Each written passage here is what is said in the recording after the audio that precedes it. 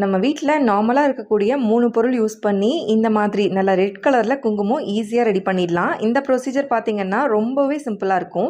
இதுக்கு எவ்வளோ குங்குமம் தேவையோ அந்த அளவுக்கு மஞ்சள் தூள் எடுத்துக்கோங்க. கூட கொஞ்சமாக ஒரு 4 டேபிள் ஸ்பூன் அளவுக்கு மஞ்சள் தூள் எடுத்துக்கிட்டிங்கன்னா 1 ஸ்பூன் அளவுக்கு பேக்கிங் சோடா சேர்த்துக்கோங்க. பேக்கிங் சோடா ஏதாவது அலர்ஜி வருமானு கேட்டிங்கன்னா கண்டிப்பாக கிடையாது. நான் இதுதான் ரெகுலராக யூஸ் பண்ணிக்கிட்டு இருக்கேன். ஃபஸ்ட்டு இதை வந்து மிக்சியில் ஒரு 2 பல்ஸ் மோடில் போட்டு கலந்து எடுத்துக்கலாம்.